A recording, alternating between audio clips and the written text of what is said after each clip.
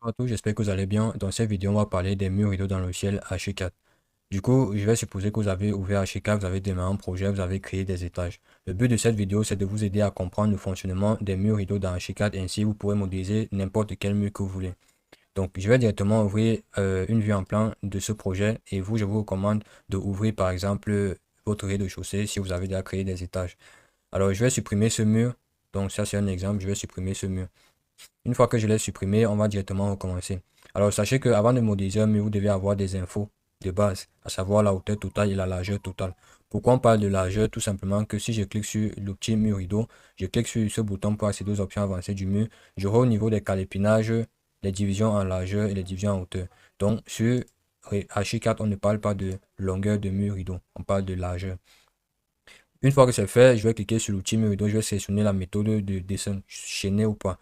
Je vais ici paramétrer certains éléments que je peux retrouver au niveau de ce bouton. Donc la première des choses, avoir des infos de hauteur et de largeur de votre mur. Et ici, vous allez pouvoir paramétrer la hauteur totale, définir les tâches d'implantation et mettre OK. Ne vous souciez pas de ces éléments. Une fois que c'est fait, nous par exemple, on veut un mur de 5 mètres de large et de hauteur 3 mètres. Donc je vais juste mettre comme ça, je vais taper 5.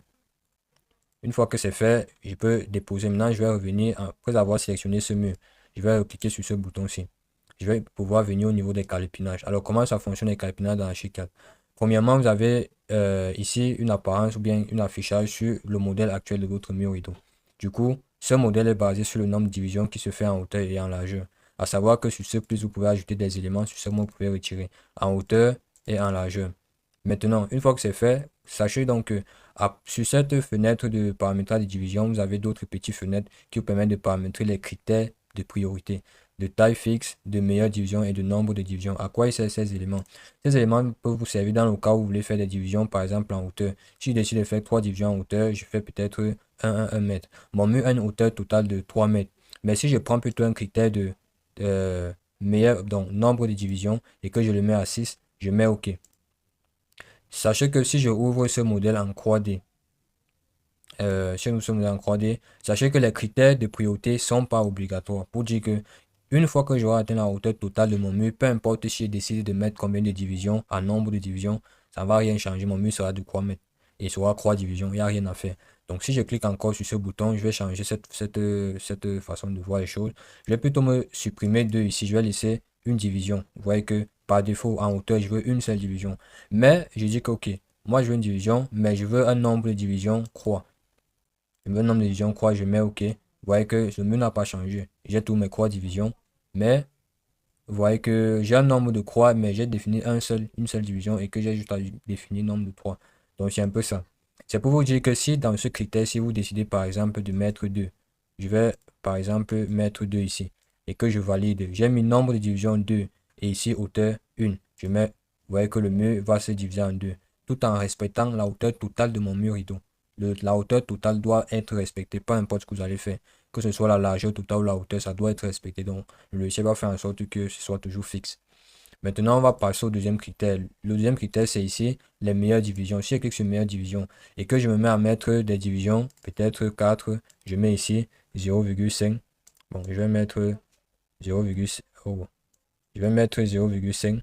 Je vais mettre ici 0,2.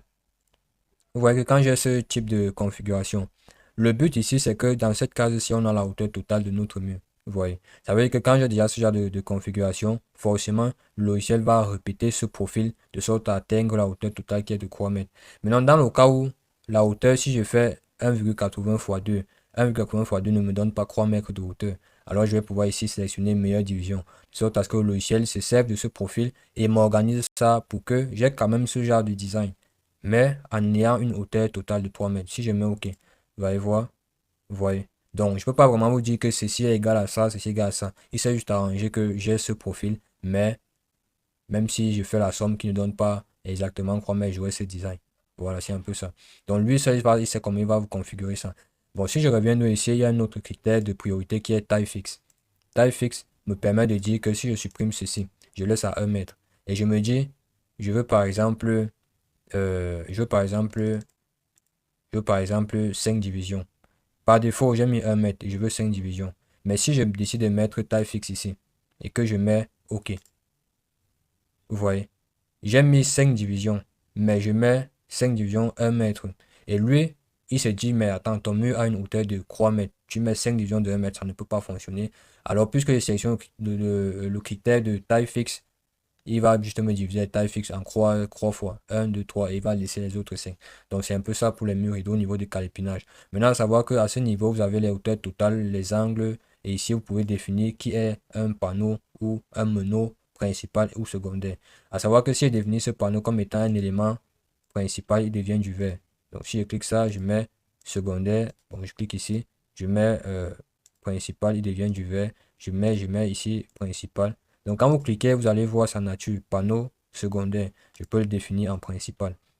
Ça veut dire qu'en faisant ça, on va comprendre pourquoi on fait ça. Donc si je fais ça, et puis je peux aussi définir pour les menus en cliquant sur un menu. Donc les éléments ici sont sélectionnables. Maintenant ça, c'est juste les éléments qui vous permettent de choisir la ligne de référence, etc. On va voir ça dans d'autres vidéos. Mais de toute façon, je vais venir dans cadre.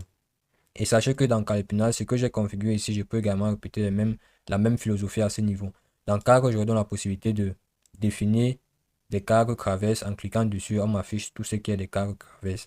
Si je clique ici, on m'affiche tout ce qui sont des cadres menus. Si je clique ici, on m'affiche des éléments qui sont de bordure, puisque j'ai pas de bordure ici. Si je clique ici, on m'affiche des éléments qui sont d'angle. À savoir que si je reviens ici et que je clique cet élément, je peux le définir ici comme étant un cadre d'angle, un cadre de bordure, un cadre de menu, un cadre de traverse et des divisions ou alors fusion de panneaux. C'est vous qui voyez. Si je mets fusion, il va me fusionner deux panneaux.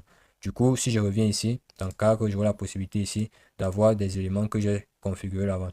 Et du coup, si je me place ici, j'ai tous les éléments de traverse. En cliquant sur ce bouton, j'aurai la possibilité de définir un style de raccord que je pourrais valider et ainsi paramétrer les différentes distances de sorte à ce qu'il soit plus mince, soit plus épaisse. C'est pareil pour les cadres de menu. Vous cliquez pareil, vous sélectionnez et puis vous validez. La dernière, c'est les panneaux. Les panneaux ici, on a défini des éléments qui sont principaux, des éléments qui sont secondaires.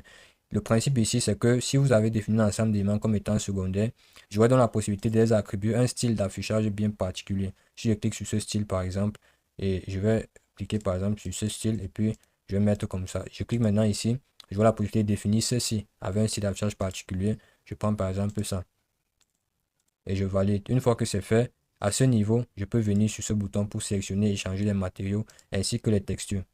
Voilà, et ici, changer les stylos. C'est pareil pour les cadres. Donc, je peux cliquer là et venir ici. Une fois que c'est fait, je sélectionne un élément et je pourrais paramétrer donc ces ces éléments de stylo et ces éléments de texture. Donc, une fois que c'est fait, vous mettez OK. Et puis là, votre mur va s'afficher. Du coup, vous allez pouvoir faire des designs que vous voulez. Donc, voilà à peu près la philosophie des murs rideaux dans Archicad. Donc, j'espère que la vidéo vous a plu, sans oublier qu'il y a ici d'autres éléments qu'on n'a pas mentionnés, qu'on verra probablement dans d'autres vidéos. Donc, j'espère que ça vous a aidé, que ça vous a plu. N'hésitez pas à laisser des pouces bleus. On se dit à la prochaine pour une nouvelle vidéo. Ciao.